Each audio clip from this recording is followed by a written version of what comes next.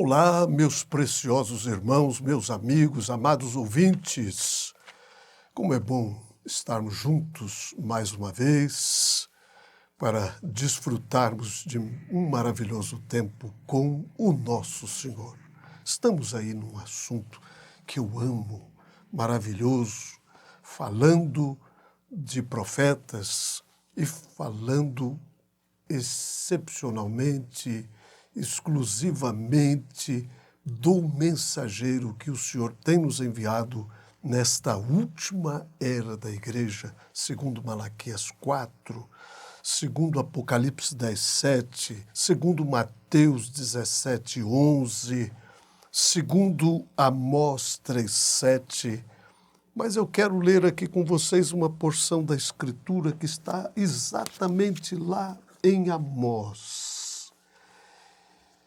No capítulo 3, no versículo 4 em diante, diz assim: bramirá o leão no bosque sem que tenha presa? Levantará o leãozinho no covil a sua voz, se nada tiver apanhado? Cairá a ave no laço em terra, se não houver laço para ela? Levantar-se-á o laço da terra sem que tenha apanhado alguma coisa? Tocar-se-á a buzina na cidade e o povo não estremecerá? Sucederá qualquer mal à cidade e o Senhor não o terá feito? Certamente o Senhor Jeová não fará coisa alguma sem ter revelado o seu segredo aos seus servos, os profetas. Em Malaquias capítulo 3, nós encontramos o Senhor nos dizendo que Ele é Deus e que Ele não muda. Hebreus 13:8 nos diz que Jesus Cristo é o mesmo ontem, hoje e eternamente. Então, em todo o tempo, o Senhor nunca mudou e em tempo algum mudará. Por isso que São Tiago nos diz que em Deus não tem nem mesmo uma sombrazinha sequer de variação, porque Ele é invariável. A sua palavra, ela é perfeita em todos os sentidos. O Senhor não diz uma coisa hoje e amanhã diz outra.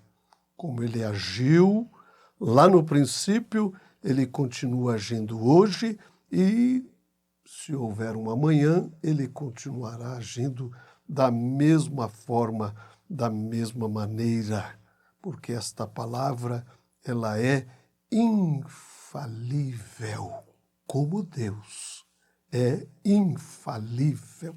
Portanto, nós encontramos aqui a Bíblia dizendo que o Senhor não faz coisa alguma sem antes revelar os seus segredos aos seus servos, os profetas. Mas sabe, esta palavra profeta incomoda. A Bíblia diz que o Senhor tem 5 ofícios para o aperfeiçoamento da sua noiva. Nós temos pastores, nós temos mestres, nós temos apóstolos, nós temos evangelistas e nós temos profetas. Mas o pastor é bem-vindo, o evangelista, o apóstolo, o mestre. Mas quando se fala de um profeta, mas sabe por quê? Porque um profeta só vem quando as coisas não estão caminhando bem. Então Deus levanta o seu profeta para trazer o povo de volta à sua preciosa palavra, de volta à sanidade novamente. E é isto que a mensagem do 7º anjo tem feito nesta hora. Tem trazido os filhos de volta novamente àquela mesma fé que tiveram os nossos pais pentecostais, trazendo de volta a palavra original. Então, nós estamos vivendo num tempo em que Deus tem prometido restaurar a sua palavra. Nós encontramos em Malaquias capítulo 4, Apocalipse 10, 7, que Deus tem duas coisas muito importantes que ele fará através do seu profeta. Em Malaquias 4, a Bíblia nos diz que ele converterá o coração dos filhos à fé dos pais pentecostais. Então, é a fé dos filhos que será restaurada. Isso está muito claro. E nós sabemos que nem todos são filhos. E a Bíblia está dizendo que a fé dos filhos será restaurada à fé dos pais. E a segunda coisa sobressalente desse ministério profético que o Senhor tem nos enviado nesta última hora é que ele revelará todos os mistérios que estiveram em Deus desde antes da fundação do mundo. Portanto, nós estamos vivendo numa hora em que os 7 trovões serão revelados em Apocalipse, capítulo 10, no versículo 7, e nós sabemos que estes segredos estão contidos exatamente nos 7 selos, quando serão abertos. Mas eu quero dizer a vocês, meus preciosos amigos e ouvintes, que Deus tem nos enviado o seu profeta e ele tem aberto todos esses mistérios e Deus tem vindicado isto com o sobrenatural. Até mesmo a ciência tem que se dobrar diante disto, porque Deus permitiu com que o olho da câmera fotografasse. Isso está registrado, mas as pessoas preferem ignorar do que parar e examinar, esquadrinhar. Normalmente a gente ouve aquela expressão, cuidado com os falsos profetas. Mas eu quero dizer uma coisa para vocês, meus preciosos amigos e ouvintes, que se tem um falso, primeiro tem que haver um verdadeiro. Você não pode ter um falso antes do verdadeiro. Você tem que ter o verdadeiro para que depois você tenha um falso. Porque o falso, ele vem para personificar. O falso vem para chegar bem próximo, como disse o próprio Senhor Jesus, se possível fora, enganaria até mesmo os escolhidos, até mesmo os eleitos, mas os escolhidos, os eleitos de Deus, não podem ser enganados. Não pode. Por quê? Primeiro, eles foram predestinados por Deus para não serem enganados. Nós estamos vivendo numa hora, estamos vivendo num tempo em que o Senhor nos tem dito, através da sua preciosa palavra, que haverá uma igreja predestinada para estar lá. Ela foi predestinada, ela foi pré-ordenada para não cair. A primeira Eva caiu, a segunda caiu, mas esta terceira Eva, que é a noiva de nosso Senhor Jesus Cristo, ela não cairá. Portanto, este mensageiro tem vindo para restaurar a fé dos filhos, a fé dos pais, somente os filhos. Nos dias de Elias, nós vimos aquele grupo seleto que foi também reservado, que não se prostrou diante de Baal, né? E nos dias de João Batista, que veio no espírito e virtude de Elias, como vimos na programação passada, né, com a missão de trazer de volta a fé dos pais, a fé dos filhos, para que ele venha, né, e não fira a terra com maldição. O Senhor tem sempre providenciado uma saída para os seus verdadeiros filhos, para os seus verdadeiros eleitos chamados. Mas eu quero chamar a atenção de vocês nesta programação para algo muito especial. É que Deus, desde a primeira era da igreja até a sétima era da igreja, nós vamos ver que desde o princípio este espírito anticristão, como também o Espírito Santo, porque são dois poderes. Nós temos Deus de um lado e nós temos o diabo do outro.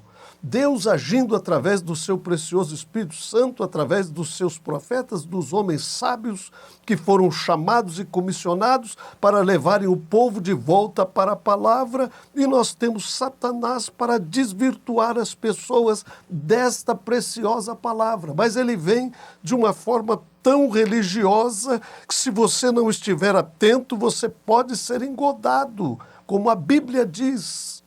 Mas nós vamos ver que isto desde o princípio, irmãos amados, é Deus de um lado e o diabo do outro. Nós vamos encontrar lá na carta do apóstolo São João, na sua primeira carta, no capítulo 4, no versículo 1, você vai ver: amados, não creiais a todo o Espírito, mas provai se os Espíritos são de Deus. Por quê? Já muitos falsos profetas se têm levantado no mundo. O espírito anticristão, ele está identificado com estes falsos profetas. As eras começaram com falsos profetas e, com toda certeza, terminarão, se extinguirão também com falsos profetas. Eu citei ainda há pouco Mateus 24, 23 ao 26. E então, se alguém vos disser: eis que o Cristo está aqui ou ali, não lhe deis crédito, porque surgirão falsos cristos, falsos profetas, e farão tão grandes sinais e prodígios que, se possível fora, enganaria até os escolhidos. Eis que vos tenho predito, disse Jesus. Portanto, se vos disserem: eis que ele está no deserto, não saiais. Eis que ele está no interior da casa, não acrediteis. Estes falsos profetas nos têm sido assinalados em várias outras escrituras, tais como, segundo a Pedro, no capítulo 2, do versículo 1, versículo 2, e também: houve entre o povo falsos profetas, como entre vós haverá falsos doutores, que introduzirão encobertamente heresias de perdição, e negarão o Senhor que os resgatou, trazendo sobre si mesmos repentina perdição. E muitos seguirão as suas dissoluções, pelos quais será blasfemado o caminho da verdade.